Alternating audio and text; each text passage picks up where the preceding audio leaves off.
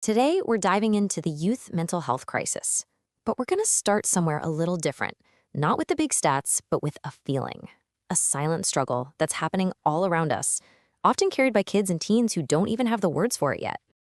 And this image, well, it just captures the heart of it all, doesn't it? It's not a weight you can see or measure, but it's an emotional burden that so many young people are carrying every single day, usually in complete silence. C.S. Lewis really hit the nail on the head here. This kind of pain, it doesn't have the obvious signs of a broken bone, but its weight, well, it can be so much harder to carry. So how do we even begin to see a crisis that's so invisible? Well, we start by looking at the numbers. Okay, let's get into it. A crisis in plain sight. Because when you look at the data, the story it tells is, well, it's pretty startling. So check this out, because this is where things get really interesting. At the exact same time that overall pediatric ER visits, for stuff like fevers or broken arms, are actually going down, visits for mental health emergencies are going up. That mismatch is a huge red flag that something much deeper is going on. And when you dig into that trend, you find an even more alarming figure, a threefold increase in emergency room visits for suicidality. Let that sink in. That isn't just a statistic. That is a massive, devastating jump in the number of young people hitting rock bottom. I mean, just look at this chart. The jump is absolutely staggering. We're talking about going from just over 300 visits in 2019 to nearly 1,000 in just 2 years. This isn't some slow creep, it's a crisis that's accelerating, and it shows just how urgent this has become. So the emergency room is where this crisis finally becomes visible. But what if we could see the warning signs much, much earlier? Well, it turns out we can, but we have to learn to look in a place we often overlook, the body itself. I mean, what if the first clues aren't withdrawal or sadness, but something physical? Now that is a game-changing question for parents and for pediatricians. So there's a clinical term for this, somatic complaints. But all that really means is when the body starts expressing the pain that the mind is feeling.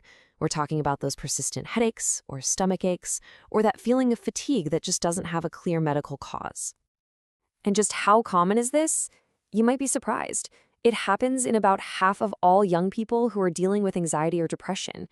Think about that. This isn't some rare exception. It is literally a coin flip.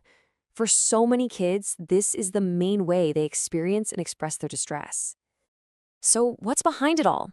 Well, the drivers are often the modern pressures of growing up, right? The constant comparison of social media, the real pain of bullying, intense peer pressure, and conflict happening at home. And here's how that connection actually plays out in real life. The anxiety a kid feels from being bullied, it doesn't just stay in their head. It can turn into a very real, very painful stomachache. That constant pressure from social media can literally become a pounding headache. The emotional becomes physical. And this is why spotting these signs is so critical. A child with severe somatic symptoms is 20 to 23 times more likely to also have depression or anxiety. When we just treat the stomachache or the headache, we're missing the root cause, and that creates this frustrating cycle of endless doctor's visits that delays the real help a child needs, often until it's already a full-blown crisis. So where is the best place to break the cycle? It's not in the emergency room. It's actually in the pediatrician's office during a totally routine checkup. This is the new front line. This is where we have the power to change a child's entire trajectory. So the big question is, how do we turn a standard checkup into an opportunity for early detection? What can we actually do differently? Well, the answer really starts right here with a framework for recognizing the red flags. It's all about learning to listen not just to what a child says, but to what their body is telling us. And that means we need to expand what we're looking for. Is a child suddenly tired all the time? Complaining of frequent headaches? Suddenly trying to avoid school? These aren't just isolated physical issues anymore. They are potential signals of an underlying distress that we need to look into. And once a red flag pops up, the path to getting help is actually pretty clear. It all starts with a simple conversation with the family, using proper screening tools, then coordinating with specialists.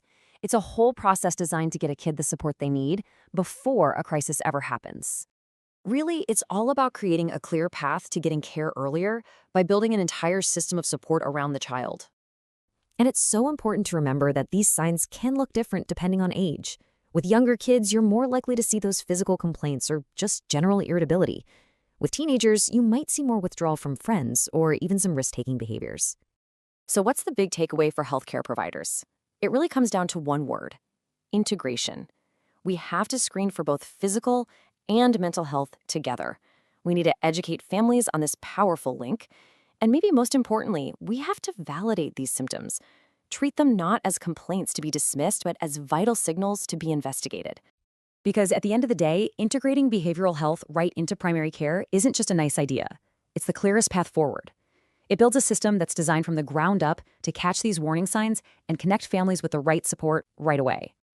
So we'll leave you with this thought.